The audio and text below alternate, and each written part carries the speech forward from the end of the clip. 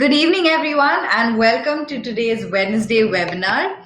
Today, we have a really exciting topic, so just jump right in and get started. But before that, I do have to mention that I have with me my colleague, a fellow GRE expert, Sahil, who will be helping me out today. So let's jump right in without wasting any more time. So, first, we would like to give you, sorry, a little bit of inspiration, right? Because a lot of you are working professionals, so a lot of you must think that getting a really high GRE score while you're working is impossible, right? So the first person we'd like to talk about is Indraneel. You can see that Indraneel scored a 332 on the GRE, which is a very good score, and he managed to do this in just 45 days while working at Qualcomm, right? So you can see that for Indraneel, he said the feedback that he received was extremely helpful because it pinpointed his weak points and that helped him understood what he really needs to work on, right? And the next person is Rohit Poduri, who scored a 326. You can see he was also working at Critical Solutions and he took the GRE a second time, all right? And the second time he scored a 326 and he managed to increase his verbal score by a 31 percentile point jump, right? Ultimately, Rohit Poduri got an admit to an Ivy League university, that is Columbia University, after just 45 days of prep. So all of this is just to tell you that it is possible to do really well on the GRE, even with time constraints, even while working, provided you know how to do it. So let's get started. So a lot of you might be wondering, how do I find the time to prep while working a demanding job? Now, this is a very common question that a lot of working professionals ask. And the truth is that for the GRE, regular practice is absolutely essential. No matter how busy your schedule is, you have to find time to prepare or you're simply not going to get the score that you want. All right? You have to take into account your strengths and weaknesses and come up with a viable plan to make sure you get a GRE 330 plus or 320 plus, whatever your target score is. All right? Like Indraneel said, being able to understand his strengths and weaknesses really made a big difference in understanding what he needed to do. So let's talk about the 330 score on the GRE. A lot of you want to score a 330 plus, right? There's no question that such a score will help you maximize the effectiveness of your application. But with so much information out there about how to approach the GRE, you may not be sure, what's the best way to really succeed. Luckily, today we're going to help you separate the essential stuff from the not so essential. So the first question we need to answer is, how difficult is it to score a 330 plus on the GRE? The answer is not much. A 330 plus score is very rare and there are chances that you only know one or two people who got that score. But just because it is rare, it does not mean it is tough, all right? The only reason we don't see many test takers with such high scores is because they don't know how to get there. Many test takers believe that it is nearly impossible for them to score so high on the GRE that they resort to scoring an average and end up applying to normal universities. They believe that it is enough if they can get a 330 score and somehow get an admission for a decent university. That's the problem, the belief. If you don't believe you will ever score a 330 on a GRE, you will never. If one of those who think they can score a 330, this guide is for you. All right. Now, the next thing we're going to look at is, what does a 330 score really mean? Now, this is a very important question that everybody needs an answer for, right? Before you can attempt to get that 330.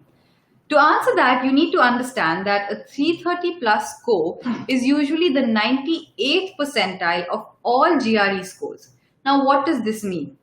This means that only 2% of all GRE test takers in the world score more than 330 plus. That's how rare it is actually. Now, to really understand what it means to get a 330, you need to understand the difference between a 320 score and a 330 score. A 320 is generally considered a good GRE score, right? It is a good GRE score. But the fact is, it is just as difficult to increase your score from 320 to 330 as it is to get to a 320 in the first place. So what this means is, if you have a score of 330 on the GRE, you have done a tremendous amount of work to get there, especially since scoring that high is pretty rare. It also means you are better than 98% of the people who took the test along with you, and this statistic alone is good enough for many top schools to consider welcoming you to their incoming classes. That is why it is rare that a person with a 330 plus score doesn't get into a university he or she wanted. Universities you can apply to with a 330 to 330, 340 scores. All right, I'm so glad you brought up university, Sahil. So now we're going to take a look at some of the universities that you can target with a 330 plus score. So let's take a look at some of the universities that we've listed. Actually, some of these universities have made it to your list as well. So the first is obviously Massachusetts Institute of Technology. I'm sure you're all aware that's MIT. It has an acceptance rate of about 8.9%. You can also see the tuition fee. Of course, these fees tend to vary, so you will want to double check on the website, guys. The next, of course, is Stanford. This has an even lower acceptance rate of 6.6%. Now, an acceptance rate, for those of you that don't know, is basically the ratio of people that apply to the people that they give and admit to. So 6.6% obviously means that if 100 people apply to that course, they only give and admit to about 6 people, right? So you can see that that's extremely low. The next is California Institute of Technology. Saravanan actually said he wants to apply here. You can see that the acceptance rate is 11.8, so your chances are slightly better. And for Bishal, who wanted to apply to Berkeley, the acceptance rate is about 18%, again, slightly better chances. Next up, we have Carnegie Mellon University. A couple of y'all have mentioned that. Carnegie is actually a very popular choice. The acceptance rate is about 27.8%. For Princeton, which is an Ivy League, by the way, the acceptance rate is about 27.8%. The tuition fee is about $40,000. UT Austin is up next with an acceptance rate of 46.8%, slightly higher than the other options we've looked at.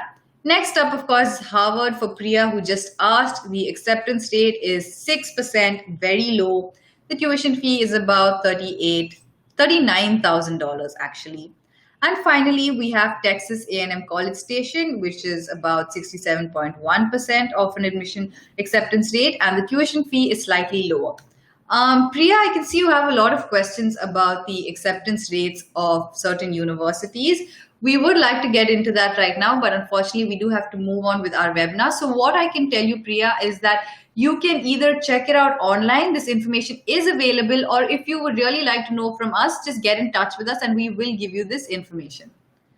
And next up is University of Michigan, Ann Arbor, another very, very popular choice. This is actually known as a public Ivy League because it is the best public university in the USA, right? I'm sure you're all aware there are private and public universities, and this is the best actually. For University of Illinois, Urbana-Champaign, the acceptance is about 63.3%. All right. Now, I can see a lot of questions coming in for a lot of universities. Guys, we would really like to answer you all about the acceptance rate. If we have time towards the end of the webinar, we will do that. If not, like I said, please do get in touch with us and we can give you that information. All right. Now, let's get back to talking about what it takes to get a 330 plus score. Now, guys, we looked at a lot of universities, right? Now, I do have to say that to get an admission from any of the universities that we looked at, you will need a GRE score along with good grades and GPA. Your overall profile has to be really good. And if you want a scholarship for a master's or an assistantship, Vishal wanted to know about a research assistantship, your overall profile has to be significantly better than the average class profile of the university. So Vishal, if you're looking for an RA position, your profile is going to have to be really solid. It has to be very impressive. Only then will they be likely to give you that scholarship. Before you read on, Sana, the list has been provided only by reference. The GRE score is only one part of the entire application process, and hence it should be understood that one cannot apply to a university based on just the GRE score. Oftentimes, the GRE score doesn't decide where you study, but your overall profile does. Note, while we have tried to give you a bird's eye view of each college that we have mentioned below. If you want to know more about a particular college, visit the college websites. All right. So now that we've covered that, let's move on to, like I said, talking about what it takes to get a 330 score. I'm sorry, I have a very bad cough today. So the first thing is resources. Now, if you're preparing for your GRE, then obviously for you guys, you're aiming to score somewhere in the range of 160 plus for verbal and quant, right? And at least 4.5 on writing. For those of you that are applying for a PhD, I'm sure you're aware that you need to have a really good AWA score. It definitely matters. So a score of 160 plus in verbal and quant and 4.5 in the AWA section will help you get admission in some of the best colleges, as your score will put you in the top 25% of test takers. So let's talk about, some of the free resources that you can use, and then later some of the paid resources that you can use. So guys, here are the free GRE resources available for you for your help. The first one is ETS Power Prep tests. The test takers who have offered these free online practice tests that give you a fair idea about the content of the test. You will figure out how the calculator works, flag questions, and return to them later. The second one is ETS essay topic pools, arguments, and issues. You can get your hands on the entire pool of tasks provided by ETS from which the essay prompt will be chosen. It means you will find the topic that will be a part of your exam. Practice these essays and you have prepared yourself in the test. The third and fourth ones are the Galvanize GRE Prep app and the Ultimate English Vocabulary Prep app. They are two of the highest rated apps on the Play Store. They make learning for the GRE and learning the vocab extremely fun, and it's completely free, guys. So for those of you that are just starting, we would highly recommend downloading these apps and getting started. Finally, there is also a Galvanized GRE sample test that you can take for free. It is available provided you reach out to us. It's a 65-minute test, and it works as a diagnostic test, so you can see where you stand before you start your prep, right? Now let's take a look at some of the paid resources that you can use. Now, of course, there is the ETS official guide and the ETS quant and verbal guides. Both of these books were written by the official makers of the GRE test. These books cover all the basic concepts that you come across on the test, and they also include example questions for each topic. Now, these questions are taken from previous GRE exams, so they're quite valuable. Now, for the ETS quant and verbal guides, you have several practice problems, but they also have a lot of strategies and tips that can come in handy during the test. So if you have the time, you can go ahead and buy these two guides as well, right? The next one, of course, is WordPa Made Easy by Norman Lewis. It is easily one of the most popular books on vocabulary in the world. But if you don't have a lot of time, you should go for a different option.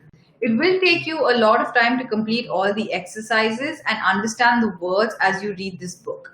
If you have 2 to 3 months, then you can pick it up. But if you don't have that much time, we do not suggest it.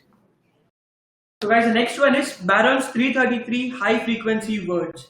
Barron's 333 words list in one of the popular high frequency word, and once you have mastered your apps, that is Ultimate Vocabulary Prep app of Galvanize list, this would be your next job to test yourself if you have time.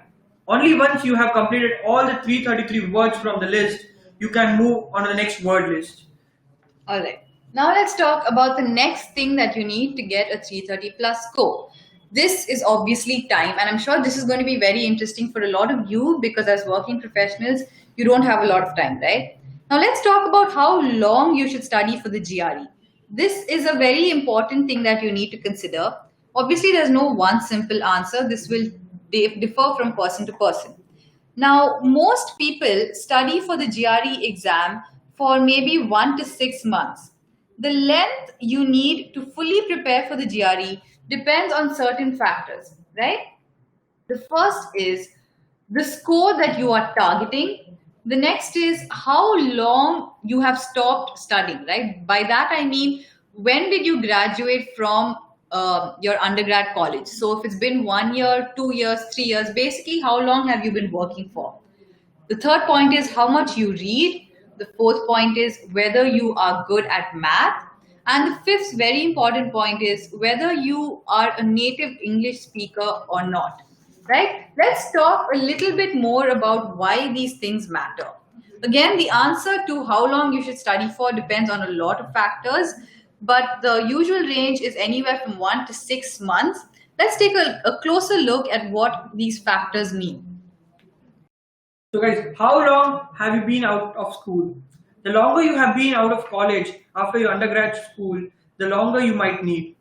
When the study part of your brain hasn't been worked out for a while, it takes some time to get back into learning words, lists, memorizing math formulas, and reading dense passages. How much do you read? Read literary works, easy, essay on current events, or even a bestseller provided it has some challenging words in it. If you have been reading delicately over the years, it is very likely that you have developed a strong sense of how vocabulary works in context. And hence, you will not need as much as prepping for your GRE. The next is, are you a mathy person? Now, if you are the person that everybody turns to when it comes time to figure out how to split the bill, then you're probably very good with numbers. So you will likely be able to navigate the GRE math section without too much prep. Next, you have to consider what program are you hoping to get into. So there is a big difference between a state college and a Harvard PhD program. Most likely, your choices will fall somewhere in between. But you do have to remember that the more highly ranked, the more competitive the school, the more you need to prep. And finally, are you good at taking tests? This might seem like a funny question, but I'll tell you what I mean. Some students seem to have a natural sense of how tests are put together and how the answers are meant to trick you. Of course, others are simply good at focusing for 4 hours at a time. So if you are not used to taking, very long tests, if you don't have tricks and techniques to answer questions very fast, you might have to study a little bit longer. And of course, are you a non-native English speaker? I'm sure you're all aware the GRE verbal is insanely difficult for non-native English speakers. You can still do well on the GRE verbal, but you may have to study a little bit longer, for maybe 6 months or even longer, depending on how much time you can actually afford to spend, right? Now, the next thing that we're going to look at is a study plan. Of course, like we mentioned, you do need a very specific targeted study plan. And we have something exciting for you. So a couple of people emailed us before the webinar and asked us if we could give them a sample of what a personalized study plan looks like. So this is what a personalized study plan looks like. Over here, you can see that for every day, this person has been given a task that he has to do to get to his target score. Now, what is his target score? You can see that this person has set his target score below here. So for quant, he wants to get a 170. For verbal, he wants to get a 160. Okay, but before I show you how the rest of the study plan, I want to show you how his study plan is designed. So for that, guys, like I said, he took a GRE diagnostic test. For those of you that haven't taken a GRE diagnostic test yet, we highly recommend that you do that. You can even use the link that we sent you to take a test. This will basically give you an idea of your strengths and weaknesses, and it will tell you what subjects, what topics to focus on, right? So for this person, he scored a 311 on his diagnostic test. This is his quant score. This is his verbal score. If you scroll down further, this is one of my favorite parts. You can see a question-wise breakup of his performance. So if you click on that, you can see he got exactly 50% right, exactly 50% wrong. Similarly, for quant, we have the same thing. If you click on this, you can see he got 86% of quantitative comparison questions right and 14% wrong. Now, if you scroll down further, you can see how many questions he has attempted, how long he took.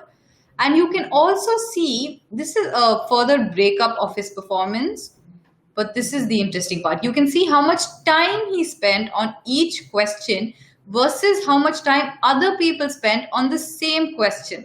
So this will give you an idea of how you are performing compared to other GRE test takers who took the same test, right? Now, this is what a good diagnostic test will look like. It will give you all of the information about your strengths and weaknesses. And based on that, the results of that test and the amount of time that you have, we will design a personalized study plan for you. So, like I showed you already, you get a daily breakup of your tasks and you can set your target score as well. So, you can see how you are progressing through the course, right? Let me quickly go back and show you that. So, like I said, you can see for this person, he is currently at 166. You can see the number of lessons covered, you can see the number of tests taken. There's a whole section for tips and techniques. Similarly, for quant, the number of words learned, the number of sets he's played, the percentage of word mastery, how many lessons, how many tests, all of that information right there. So you never lose track of how you're performing, right? So I hope that answers your questions for those of you that said you would like to know. Oh, I do have to mention that there are also 5 mock tests that will be divided throughout the course. So you're constantly testing yourself and you can see yourself progress. Let's move on to the final thing that we have for you today, a study plan for a 330 in 90 days. Now we're talking about 90 days, guys, but like we said, if you have less time, you should definitely personalize this study plan for yourself. This is a very generic study plan. And even Galvanize provide 45 days plan too, which will help you also. So make sure you chat and know everything about what's the plan about. All right. So this is a generic sample study plan if you're looking for a 330 plus in 90 days. The first thing, like we said, is of course to take a diagnostic test. This will give you a deep understanding of each section of the test, and also it will tell you how to begin your prep, your strengths and weaknesses. Now for month 1, we've divided everything week-wise. So for the first week, you have to brush up on your math fundamentals, the basics of maths. You need to learn the basics for tackling verbal questions, and you want to learn at least 150 new words. You have to remember to learn these words in context, and if 150 words sounds like a lot, it's really not, guys, because there are about 3000 GRE words. So you have to learn at least 150 words every week. Now, for math, practice all the concepts that you see in video lessons and go through, answering every easy to medium question that are related to arithmetic, percentages, ratios, and power and roots. So you can watch videos wherever you need, and you have to be able to answer each question correctly. For week 2, let's tackle a little verbal. So you have to learn at least 20 new words a day. That will work out around 600 a month. Given that you have learned all these new words, practice 30 text completion questions at easy to medium difficulty. When you are done with this also, check all the answers. Include any new words in your flashcard decks. For any questions you got wrong, read the explanation thoroughly and take notes in your journal, or any concept you didn't understand and anything about the question format, the site you out. Keeping track of a mistake can help you consciously to avoid them. Oh, also, I forgot to say, guys, if you want to take a screenshot, please feel free to do that because there is a lot of content on the screen. Okay, now for week 3, you have to remember that the test makers often fill, the GRE with very complicated words. Okay, so if you're not used to reading these GRE words, it will take you a lot of time to understand the passage. So the only way to tackle this is to practice as much as you can. Get very familiar with reading comprehension questions. Those are the longest and the most complex. Practice at least 30 plus questions from reading comprehension every week. This will work out to be about 4 a day, which I'm sure most of you can manage. So the final week, what you should do is read 2 articles from the New Yorker, Atlantic Monthly, Economist. Find 50 words you don't know. The next thing you have to do is write a quick summary or review of 1 or 2 articles you read. Threading GRE words you learned that week can come from any source, like examples from your lessons, from your questions, and apply them appropriately. Exercising writing muscle will also help with AWA, that is analytical writing. All right. Now, for month 2, guys, you have to start to take a lot of subject tests, topic tests actually. Now, like we said already, many students struggle to get the score that they want, and the biggest reason is that they don't take their GRE practice tests very seriously. So, first of all, you have to make sure that you are confident in the lessons that you learned in month one. And whenever you need to, guys, don't be worried. Go back and revise whatever you learned. It's completely fine to revise a lot of times. Now, let's move on to the next month. So, for the first 2 weeks, you want to work through algebra, equalities, and inequalities. Start doing word problems and also root bars and roots. Now, guys, you have to try at least 100 plus practice questions dealing with these concepts. I know that sounds like a lot, but if you want to do really, really well, the more practice you get, the better you will do. For weeks 3 to 4, continue learning GRE words. By month 2, you should know a minimum of 1,200 words. Without this knowledge, tackling verbal questions will be really hard, okay? So complete 75 plus questions from text completion, sentence equivalence, and reading comprehension. Also, let's not forget about AWA. Read 2 articles. This time, make sure the content is different. If you read something from science last week, focus on business or history or social commentary. Write 2 reviews this week. Remember to thread in any GRE vocabulary words you have learned since beginning at the start of the study guide. All right. Now, for month 3, finally, I'm sorry. The goal for this month is to customize your practice to focus on areas where you need the most work, okay? And to constantly put yourself in the actual GRE test environment. So, how do you do this? First things first, revise any lessons which you found very hard when you were preparing. For example, if you find data interpretation very hard, then rewatch the lessons and do follow-up questions. Also, for vocabulary, take a random quiz, okay? Pick some 300 words and see how many words you know. A passing rate is generally 80%, which means if you pick 100 words and you know 80 words, that's good. That means you know quite a lot. For week 2, complete 150 math problems based on those areas in which you need the most practice. And of course, complete another 75 plus verbal questions. All right? So for the week 4, you are in a home stretch. You have done a good job getting this far, but now you need to really push hard in your stream and go ahead.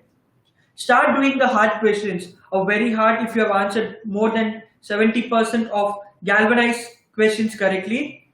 So take a total of 4 mock verbal sections. Try to do at least 2 of them back to back with alternating math sections. For math, you will want to do 20 questions, giving yourself a 35 minutes of each per section. You will want to do at least 4 time sections. If possible, see if you can do a 6. At the end of each section, tabulate your score to see how you are doing. And finally, take the mock test. Yes, mock tests are very important, guys. They tell you how you are doing. And also, because the mock test is built in the same way as the GRE test, you will get used to sitting and writing a 4-hour long test. You will get used to the format. So now let's quickly cover some tips to make your GRE test day easier. The first thing, guys, is you have to start early. It doesn't matter when you're planning to apply. The earlier you start, the better. If possible, book your GRE date as well. That will give you some motivation. It will give you a deadline to work towards. Also, important tip, if you book a GRE date, if you want to write the GRE on the weekend, book it in advance, because the weekend spots get filled very fast, because obviously everybody wants to write it on the weekend. Now, the next thing is always remember the 2-minute rule.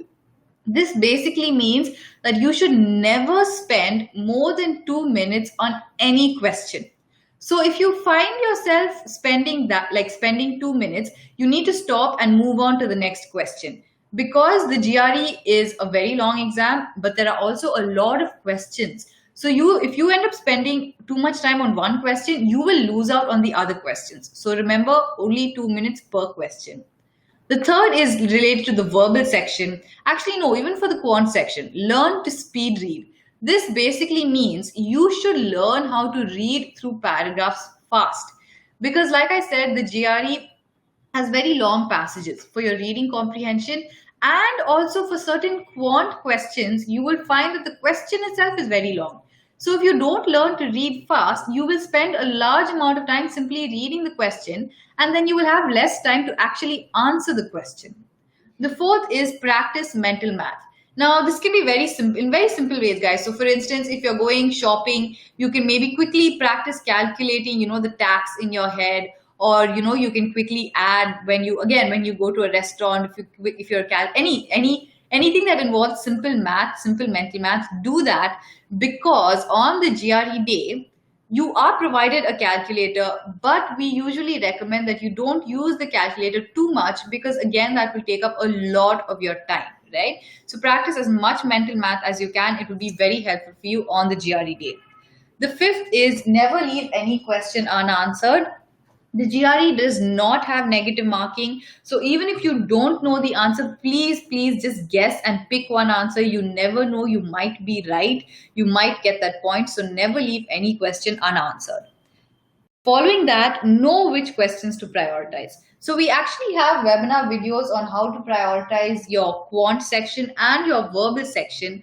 Our quant and verbal experts have talked about this in detail.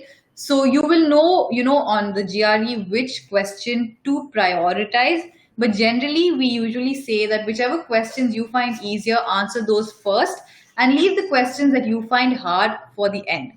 Finally, you have to analyze your mistakes and time yourself when you're preparing, because this will make sure that you don't make the same mistakes again. And if you time yourself, you will not go there on the exam day and find that you have run out of time. So analyze your mistakes, time yourself, very important. And once again, good luck with your GRE prep. Until next Wednesday, this is Galvanize signing out.